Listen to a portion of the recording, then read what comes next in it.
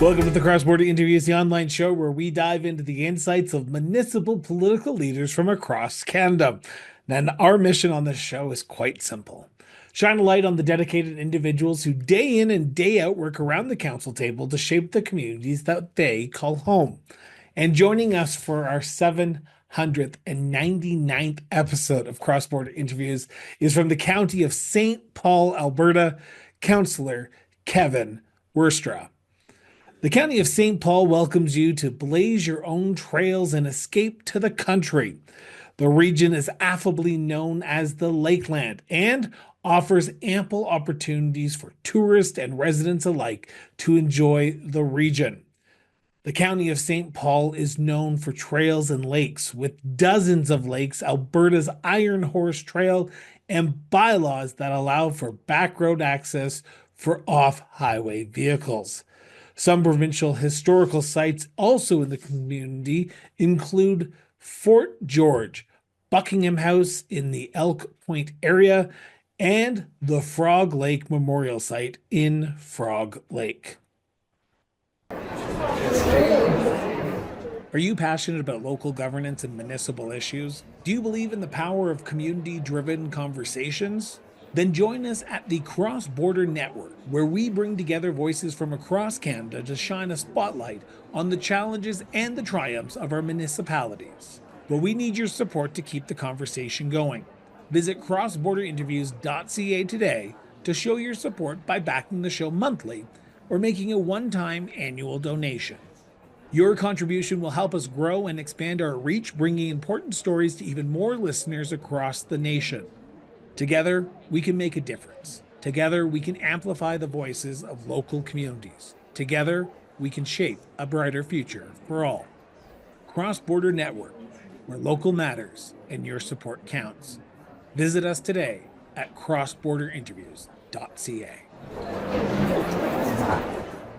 Counselor, thank you so much for doing this and sitting down with me this morning to talk about yourself and the beautiful county of St. Paul, number 18. I'm hopefully getting the number right here. I think I am getting the number right there. 19. 19. Of course, starting off already on a bad foot here. But I want to start by talking about yourself, if you don't mind. And I want to get to know the man behind the persona, the cowboy hat, if you will say that. Where did your sense of duty to serve your community come from, Kevin? Well, I suppose it come back a number of years ago, way back in 2010. I decided to run for county councillor, and I didn't have my act together, so I got beat out, and I come back stronger than ever in 17. And I just wanted to portray my duty that whatever's done in the county needs to be done equally from one end to the other. Everybody treated the same. There's no favoritism one way or the other. And I wanted to see that takes place. Was politics in the blood growing up? Yeah, I could say that. Not necessarily in my family, but I worked for a fellow by the name of John Drobit, which was our local councillor, and he became MLA. And so I spent quite a few years with him. And then after he retired, there's a fellow by the name of Ray Danilick. I worked for him for many years, and I think most people do know Ray. He was our county councillor, our Reeve, and then he went on to be an MLA and a minister of a few, which ended, I believe, as minister. Geez, can't think of it right off the hand here, but one of the top dogs. That was early 90s then, right? Or late, Sure early was. late. Yeah. Okay, so how does a guy go from working for an MLA to running municipally? Because your background, and this is just me being a little bit nosy, I've gone through your background, I've read your bios, I've read interviews you've given. It seems like you would have been perfect for provincial politics. What happened and what made you decide municipal was where it was going to be? Well, I certainly had to start someplace, and I truly believe, government starts at the rural roots, and you can't get any closer to the people than where we're at right now. And for me, it gives a lot of satisfaction that making that positive change in our communities and building on the people that we live with and surround us in our communities. Going through your website, your company website, you were well involved in the 4-H community along with your wife, and I believe your kids as well. Did that set you up, the 4-H community set you up to be a better counselor, do you believe? Oh, I would truly say yes. 4-H has many opportunities in it to bring out exceptional leaders in anywhere in this province. What So what what do you consider an exceptional leader? they understand the basics of parliamentary procedure right from age 9. They start working and they go through all the steps of being a secretary, a president, all that's involved. And then we also push public speaking. And I've struggled with that all my life, but through 4-H, I still say that that was one of the biggest um, push forward in the public eye. You don't seem like you have a problem speaking because every time you and I get together, whether it be in Regina or at the RMA convention, we seem to always like to chat to each other. Is it just getting in front of large crowds? And how do you overcome that? Because you are not only a business owner, you're a cattleman, you are a RMA director, you're a counselor, so you are in front of people a lot. For someone who has a hard time speaking in front of people, seems like you chose the wrong profession to get into, man. And you talk to any professional speakers, honestly, it's never easy getting in front of big crowds. Little crowds, yes, absolutely. It can be struggling at times, but big crowds seem to be more intimidating, and the more you do it, absolutely, the easier it becomes. So I want to So, turn to the role of a counselor for a few minutes, if you don't mind, because that's what this whole show is about, is getting to know the role of a counselor and the communities that you represent.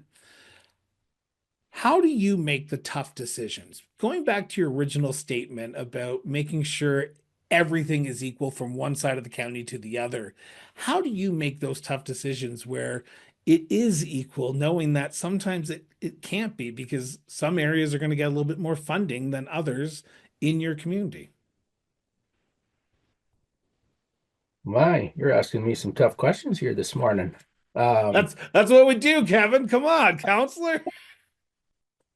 you know what? At the end of the day, you come to your consensus and you literally, at some point in time, someone is absolutely going to benefit a little more. But if what comes around goes around, and if you're patient, I want to say there's other I don't really want to use words divisions, but necessarily different communities in time will eventually catch up or be equal at the same time. Do you think Because we your all know residents that understand that? I think they do for the most part. I mean, they have to understand that there's money's getting tighter, and you want to help out every community the best you can. So you look at which one is in more dire needs, and you help out what you can in that time. And then they have to understand that there's another one down the road that might need a little more next year, and so you you share that opportunity. Well, when you make that ultimate decision, because you are that person, you are that one vote on council along with your other members of council that have to put their hands up and make those tough decisions. When you're sworn in as a councillor, you're not sworn in as Division Two councillor, you're sworn in as a County of St. Paul councillor. Is it hard to separate those two different opposing communities when you want to represent your community that you have been elected by, but knowing that you have to make the decision based on the entire community as a whole? Uh, you know what? I want to say after a conversation or discussions or debate around a motion or a decision to be made, you tend to understand the point of view from other counselors at the table. And yes, we're not always, I want to say all voting 100% in favor of something. There's always, a 3-2 or 3-4 or something difference. Um, that's just part of being democracy and understanding the value of each counselor that's at that table. Um, for the most part, you're always there to speak on behalf of the members that have voted you in. And so, you always want to represent them the best you possibly can. But they have to understand too that there's six other or five other divisions within that county that need the equal opportunity to be heard as well. So at the end of the day, we have a good set of counselors that I believe we do make the right decision at the end of the day. Do you find that people are engaged in your community? Like if you go ask 100 people in your division, let's just start with your division, would you get their opinion on the issues that are in front of the council, or are they? And I always say I hate painting a broad stroke, but I do it so much on this show that I really can't say that anymore after 799 episodes. But there is an apathy when it comes to municipal politics. As long as my taxes are low and my roads are clean during a snowstorm, I'm comfortable with what's going on at City Hall. Unless there's a contentious issue, I'm assuming the majority of people aren't tuned in. Do you find that there is an apathy, or are people willing to give their opinion in the county? You know what? If you strike up a conversation one-on-one, they're all willing to give their opinion. Absolutely. Whether they come out and vote, that's another story because if they feel they got value and they're okay with what's happening in the community, they stay quite quiet. But as soon as there's something that affects them personally or in front of their driveway, then they're vocal. And they should be because that is literally what drives them is what from their doorstep to where they need to be every morning, whether that's work, play, you name it. Um, they need to feel value for the taxes that they are being paid and the services that they are getting. But are they talking just about municipal issues when they do approach you? Because there's been a blurring of that jurisdictional line of what the municipality's role is to the provincial government and the federal government. I can imagine there's probably people who come to you and talk to you about healthcare because you are in the Eckville area and that hospital has been going through some Elk Point area, sorry, and there's been some hospital issues going on around there. Do you get the sense that people understand that you are their counselor, so you have only a role that you play in the grand scheme of what jurisdiction the municipality plays?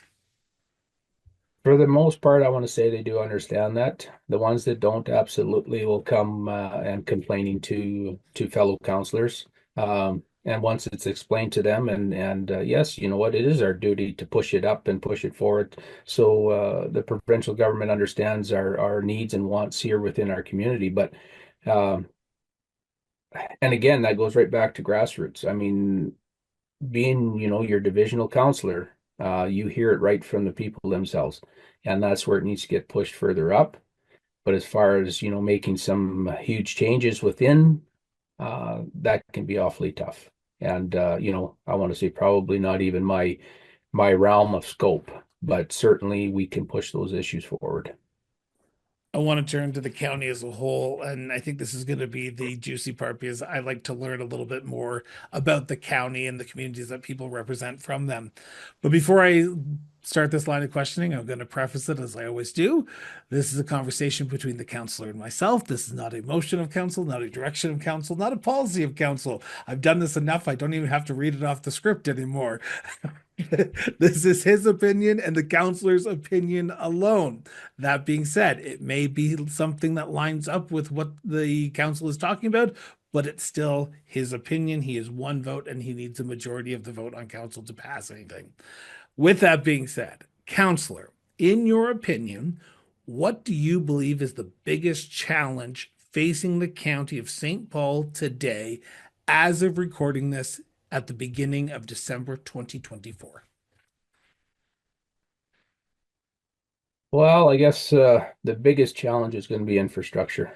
When you talk about replacing bridges that were built in the 70s, the huge cost into replacing these and the number of bridges that we have, not only in our county but across Alberta. And then the next one is going to be our small hamlets, the infrastructure underground, the waste sewer lines, fresh water lines. They've come to their end of life, and to replace them becomes a very hard task for any community or county to absorb those costs. Um, So I would hazard a guess that you are in the midst of budget deliberations, or you are almost done budget deliberations, depending on when you started and depending on how they're going. How is the county faring on those two issues? Because that is a pretty big penny. Infrastructure is something that a lot of municipalities are tackling with. And the last time I checked, the cost to replace a bridge is in the millions, if not tens of millions of dollars right now. How does the county move forward knowing that the provincial government isn't giving as much? And I'm asking a political question here, and I apologize right now for putting you on the spot, but I think I need to. How does the county move forward in addressing this issue without doing it on the backs of the people who are currently there? well, literally, we certainly do need a provincial funding to help replace these bridges. Just one bridge alone in my community or in my division, she was $1 million. And it wasn't that big of a bridge, but to replace that bridge, it takes funding from the provincial government and, of course, the county, so that we can work together to accomplish great things. Um, so certainly, the LFG, local government fiscal framework, um, we didn't get enough, and we're working on getting more. When it comes to rural, I always say we provide the playground for the urbans, and we got the infrastructure, we got the roads, and we represent, I mean, heck, 87% of Alberta's infrastructure and area mass, but with a small population. So again, I hate to ask the follow-up political question. How do you get the provincial government to address that issue? Because I've talked to McIver, Minister McIver, Municipal Affairs, and he says this is what you're getting. It's now tied to the royalties, and when royalties go up, that means the counties and the urbans are going to get more. And last time I checked, the city of Calgary, the city of Edmonton get a big chunk of the LGFF funding, and I saw what you got in the county from last year. It is not even close to where the city of Calgary and Edmonton are. So, how do you get the provincial government to start thinking that rural needs to be addressed a little bit more seriously than it currently is?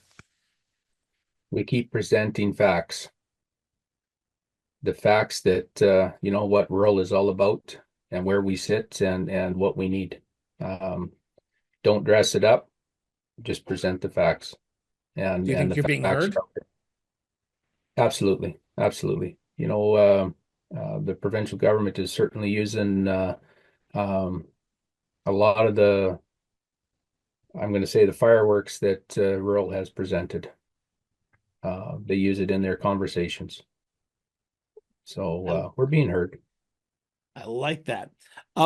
You talk about the smaller hamlets as well. And I know the underground infrastructure work that needs to be done in these smaller communities is challenging because how do you offset a large cost like replacing a sewer line, which again could run in the millions of dollars, when you have to tell people like yourself who are ranchers, who are farmers, who don't use those hamlets, that they have to pay for a little bit of that share because everything has to be equal. And just because you're not getting it this year, you could get something next year. How do you do that? And how does the county balance those opposing factors of those smaller urban hamlets with the larger rural mass that is the county of St. Paul? Well, I'll tell you, it's a tug of war, The to put best it line simple. I've ever heard on this show after 799 episodes. It's a tug of war. Perfectly summed up. So no, literally, because and I take it from back from, from a rancher's point of view is, we look after our own waterworks, we look after our own underground sewer lines and so forth. And there's a cost to it. We'll take a 20-year, we pay for it, I'm going to say right up front, whether it's 20 or $30,000. Now you advertise that over, our wells usually run around 25 years, and then we're looking for maybe doing a new one or re-boring the one that we have. Now you divide that into those years, you're still looking at a $200 give or take a month uh, payment. You put that into the rural or into the hamlets. Some of them don't realize that, if they're paying $60 a month for water, that's pretty cheap when you can think about, the waste and the water part.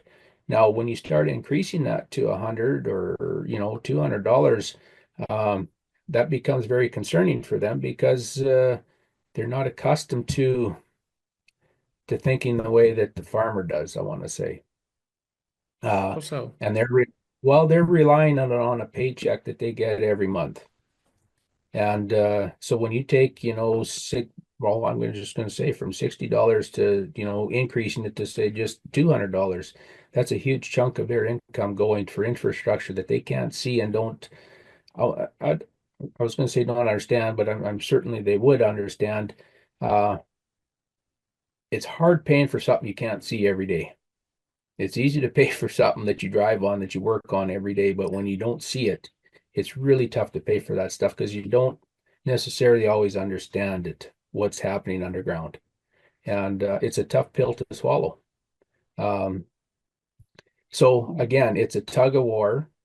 And as long as we can be transparent and have our residents understand the consequences and what's going forward, I think it's a win. But yeah, it's a tug of war.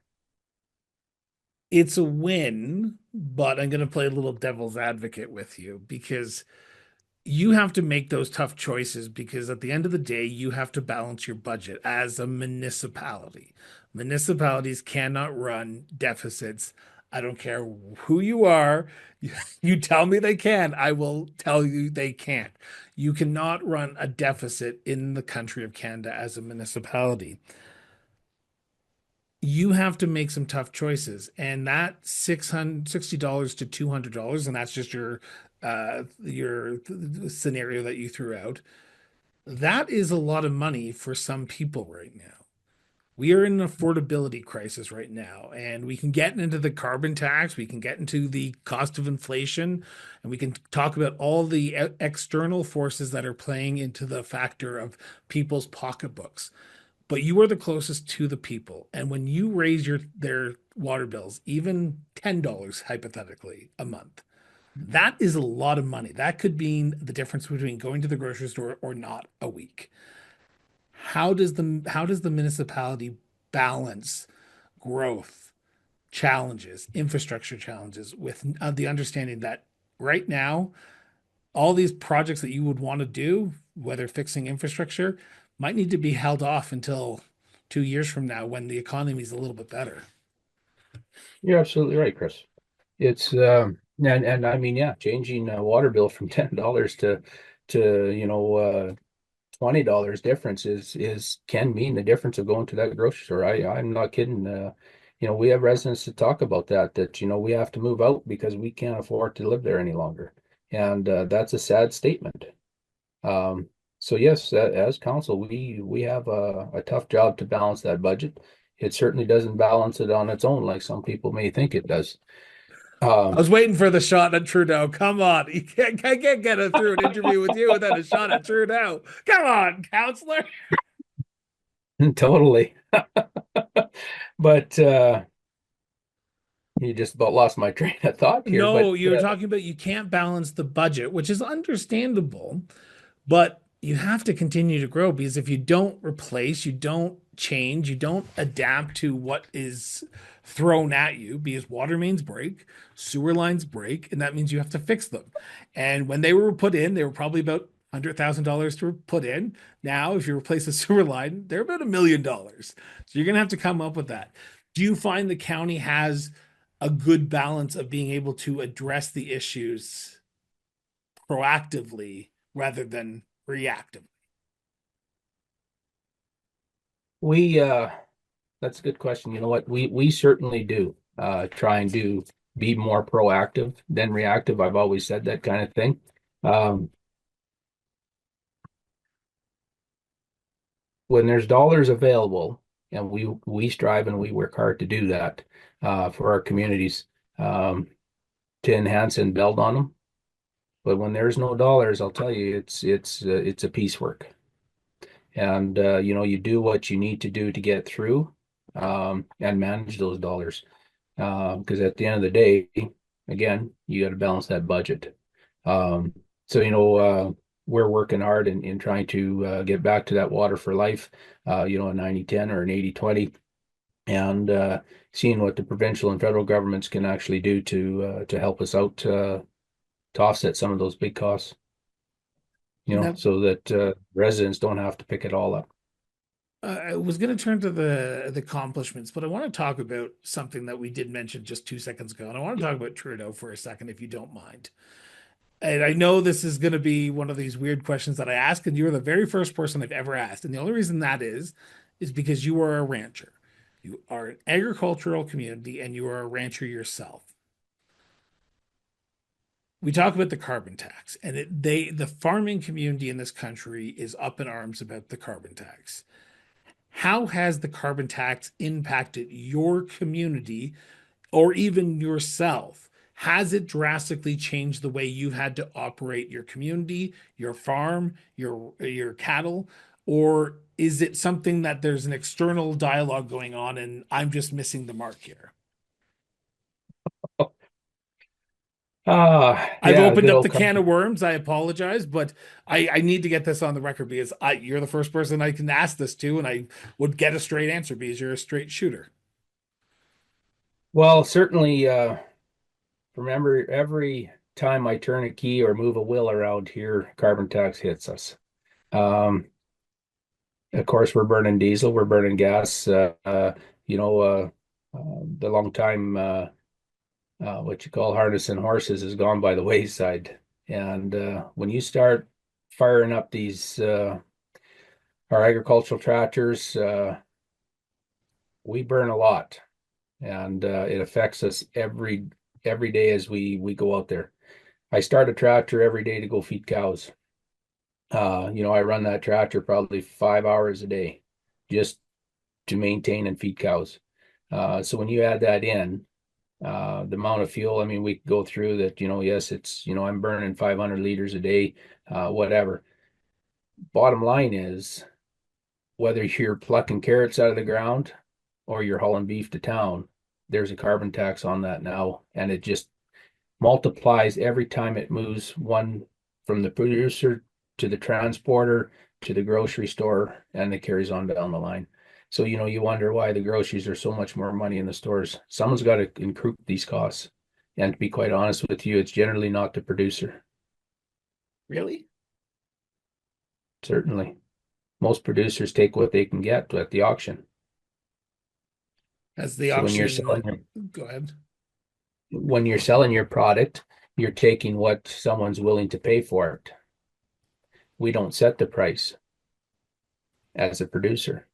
So again, most people call it it's just another cost of doing business. Well, sometimes you know that cost of doing business can increase so bad that there's no business left to do. It's sad. It's sad. It has, okay, I'm going to ask a very stupid question, and I know the answer already, but I want to ask it in a way that I think I can get you to give me an answer that I'm not expecting. What's your message to Prime Minister Trudeau about what's going on in the county of St. Paul when it comes to agriculture, when it comes to the cost of living? Because I, and I know this for a fact, that we have listeners in Ottawa. on Parliament Hill who listen to the show because every time I say something about the federal government, I get an email in my inbox. So what's your message to the federal government to say, come out and see us? Because I've had Karina Williams, the Reeve of Northern Sunrise County on the show. I've had Michelle Swanson, the Reeve of Clearwater County on the show, and they both say rural Alberta doesn't seem to have a voice in Ottawa right now in this government. What's your message to them? We're out on our own. Uh, Again, like I said, that carbon tax, it's crippling a lot of the farmers. And I'm going to take it one step forward because nonprofit organizations is dear to my heart. We work hard on that stuff. We got tons of volunteers, and our volunteers have gone by the wayside. But when you picture this, if you're on a nonprofit organization and you got a carbon tax that is sitting at $1,800 a month because of heat and power, how willing are you to volunteer your time just to pay something that you're not going to have any bearing on? So you're working monthly running bingos or casinos or you're running a raffle just to participate in the communities that you're involved in. And $1,800 a month goes to nothing to show for. You can't, put new curtains up in your Allied Arts building. You can't, change or pick up new chairs or tables. That's very tough for a nonprofit organization to explain to your volunteers that, you're volunteer to pay for something that really isn't going to make a difference in this short term of time. I mean, you Do can you spend all the feel money you want at do you carbon feel like the tax. volunteerism is going by the wayside over the last few years? Absolutely. Absolutely. And I mean, COVID-19 really struck hard on non our volunteers, and they actually got their lives back, to believe it or not, trapped in their own homes. But they realized that, you know what, they don't always have to volunteer for everything. And this year, I want to say, there's a little bit more people coming back to volunteering, but it's nowhere like it used to be. And again, it's tough to get those volunteers out to support the programs that your nonprofit organization is out there doing. But And isn't that and I where mean, 4-H comes into play? Because I hate to bring it back to that, because I would agree with you. Volunteerism is not just in even the county, but across Canada is down. And I think it has to do, and this is just my personal opinion, you can challenge me on here for a second, Kevin, but I would assume that it's more because of the aging out of volunteerism. People who used to volunteer are now in their 70s and they want to retire. They want to just sit back, relax, and enjoy themselves as they. I do not want to even finish that sentence because I know I'm going to get a nasty email saying I just called someone too old. So I'm just going to say sit back and relax. So the next generation, the generation younger than I am, the teens, the 19s to the 30-year-olds, I don't see them volunteering. And don't get me wrong, I volunteer. I have two organizations that are near and dear to my heart, and I volunteer for them every year. But I don't see that many people going out who are younger than me and volunteering for organizations anymore. Is that just a cultural thing? And is that where 4-H can help younger kids get involved and volunteer? yes, absolutely. And you'll attest to this. If your family has volunteered for decades, they've taught their kids to volunteer. So it's kind of built into them. And you know what? They'll certainly raise their hand and stand up and say, "Look, I can help. I can do that." But again, they got to feel validated. They got to feel like they're making a difference within that community.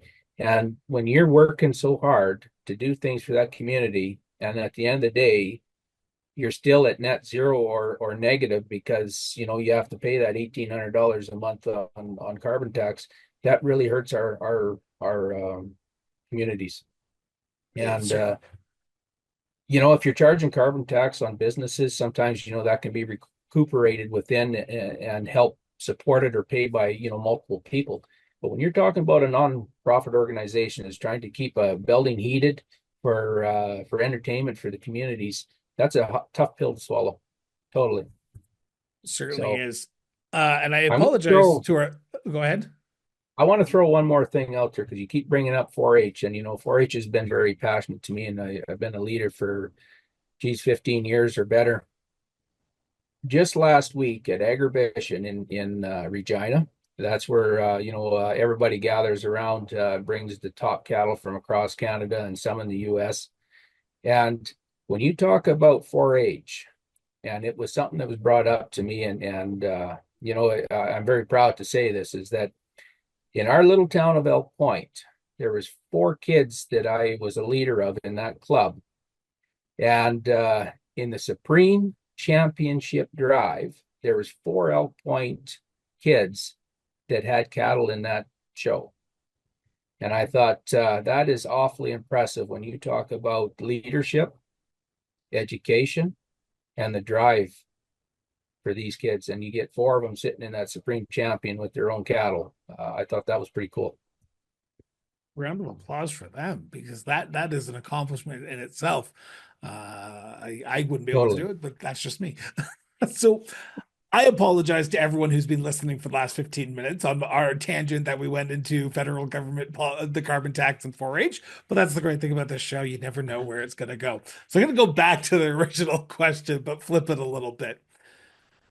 I understand, and I would gather that everyone understands that there's challenges in every single community in this country right now, infrastructure being probably one of the tops.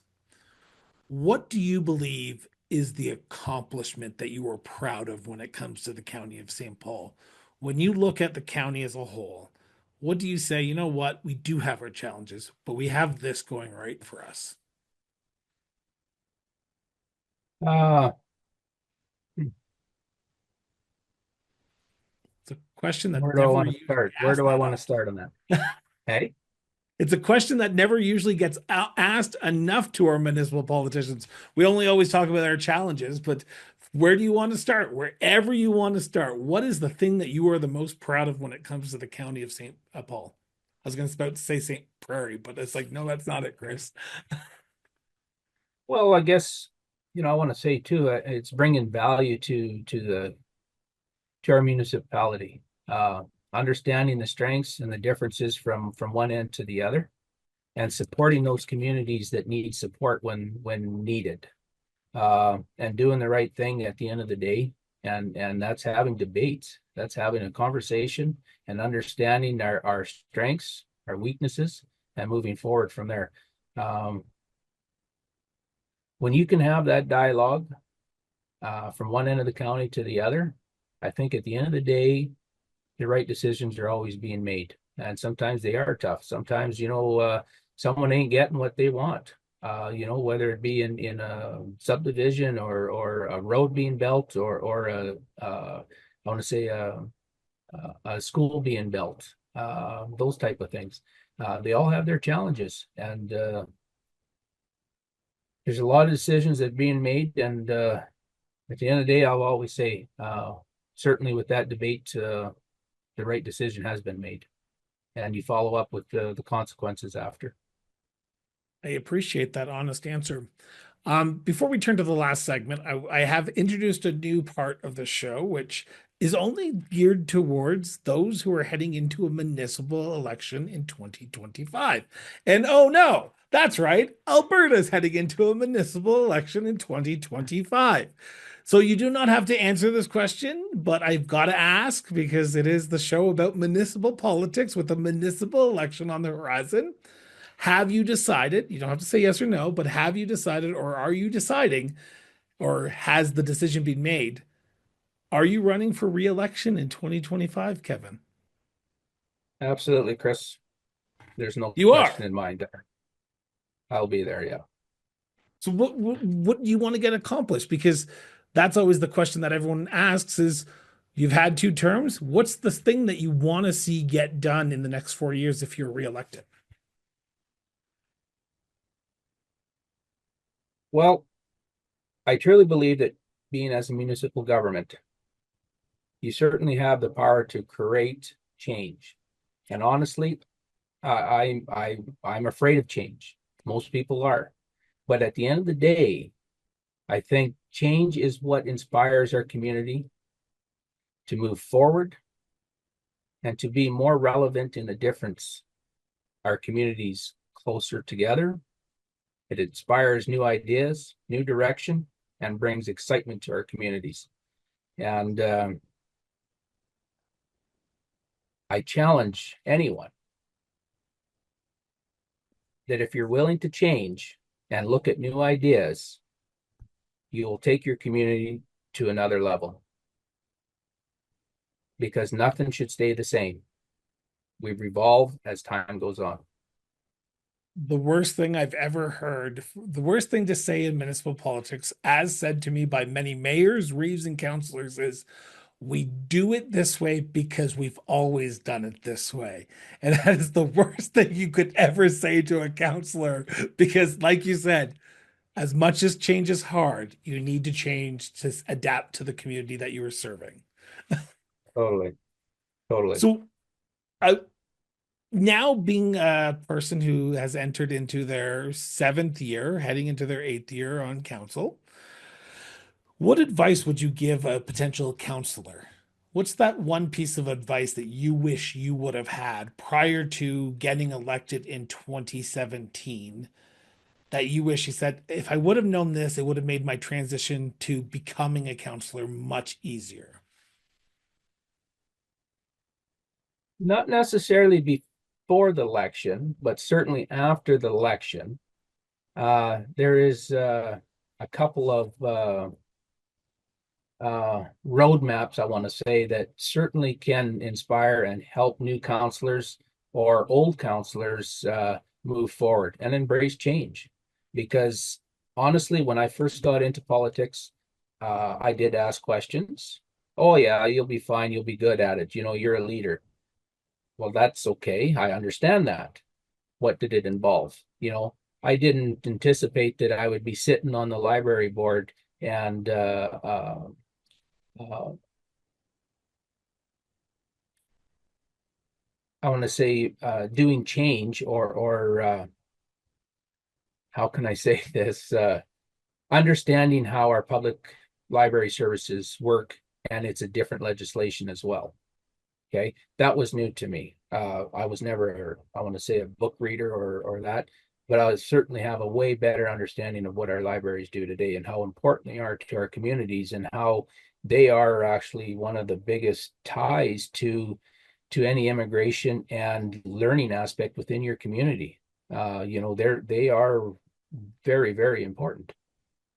Now, so you know, you got your library board you sit on, the expectation that's there. Then you have, there's a number of other organizations, which is your MD Foundation, senior housing. You know, that's another critical asset to your community. You know, to keep your elders within your community, and it brings back, I want to say, their kids to look after their parents or be closer. So that drives, more, I want to say, economic development within your community if you can keep those folks within your community and build on that. So there's a there's more aspects to being a counselor than just, oh, I got to fix my road in front of my house or I got to fix that pothole. Um, it becomes way, way beyond that and understanding, your full role of a counselor.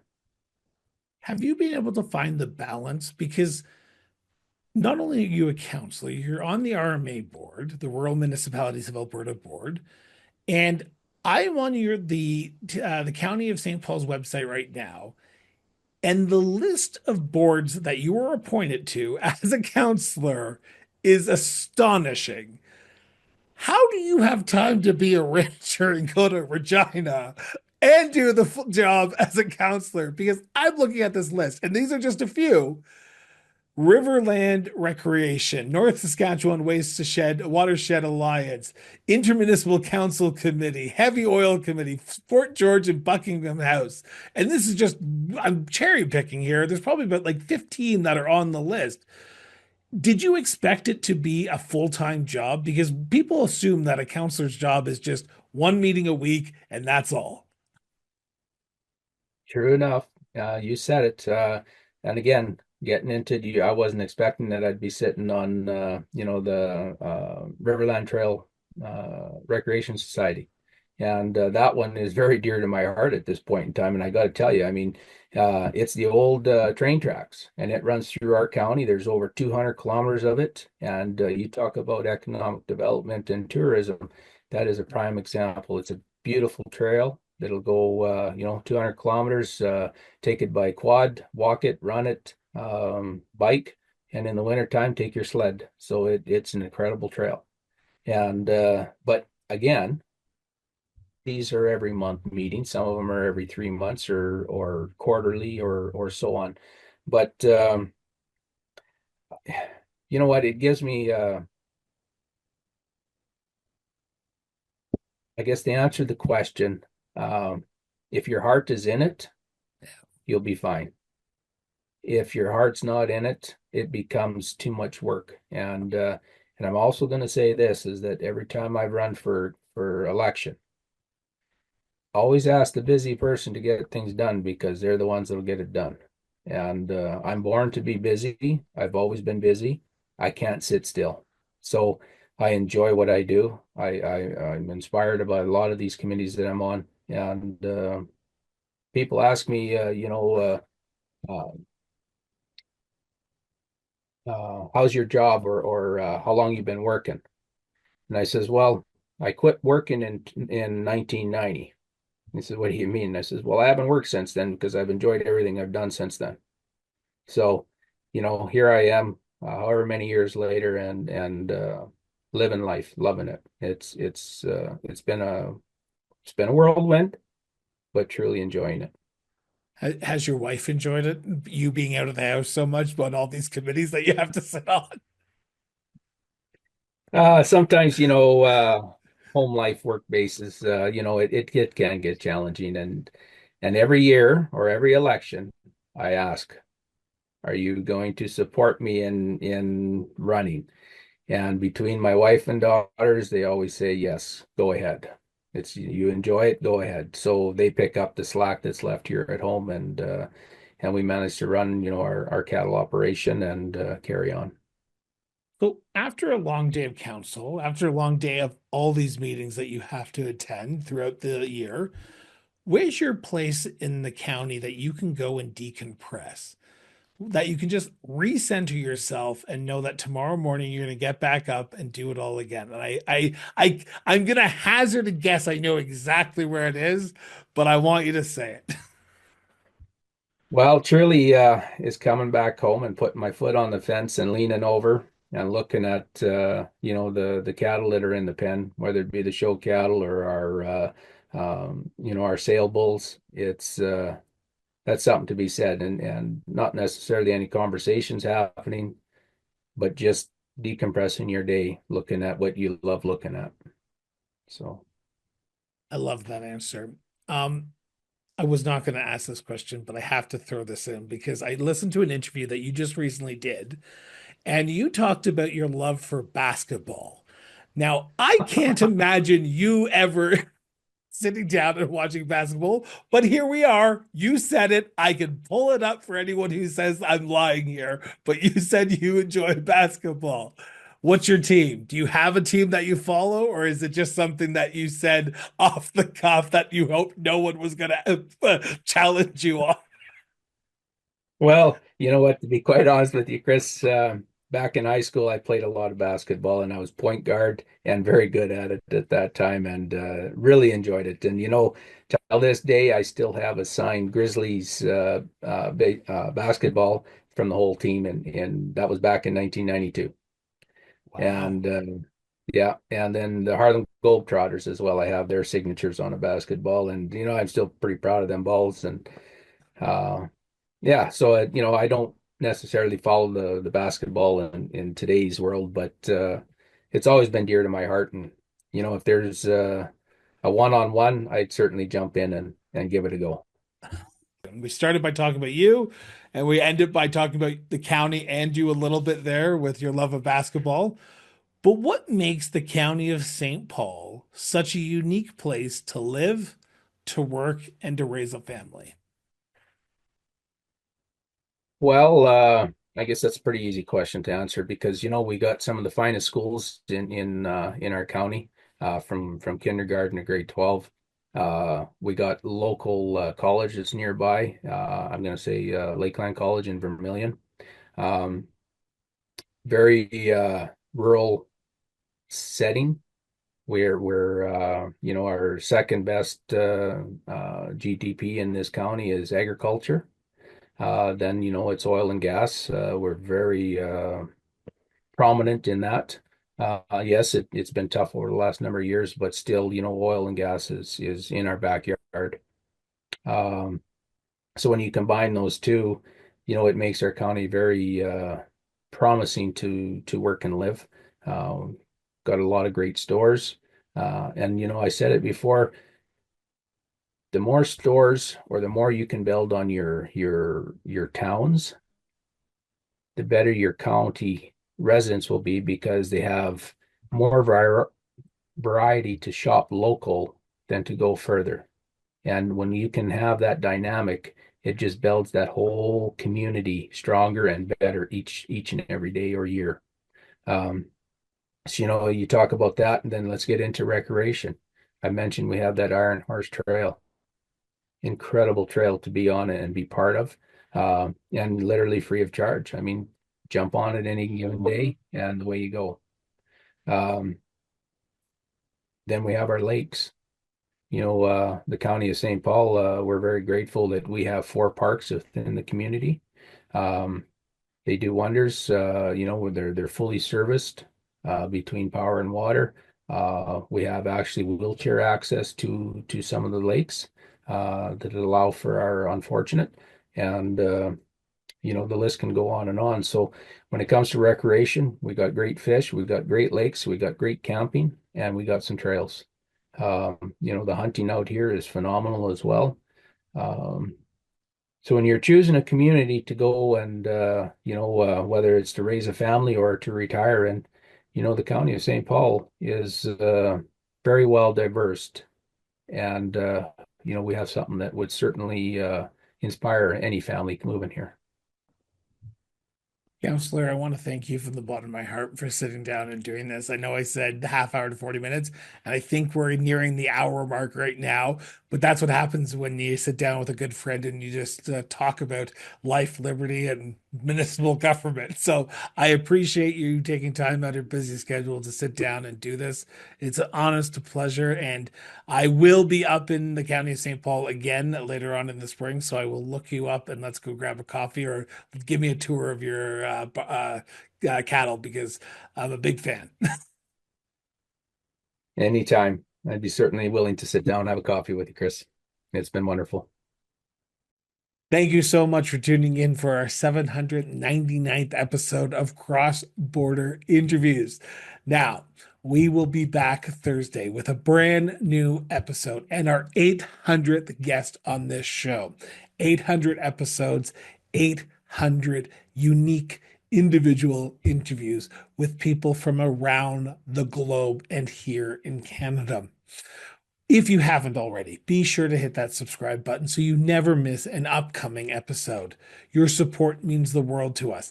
And if you haven't already, to help us to continue to grow, head over to the Cross Border Interviews website and hit the support the show link now. For as little as $3 a month, you can help us to continue to grow and bring you more great content like you saw today. So until next time, stay informed, stay engaged, and we'll be back Thursday with a brand new episode and our 800th episode. So until then, talk soon.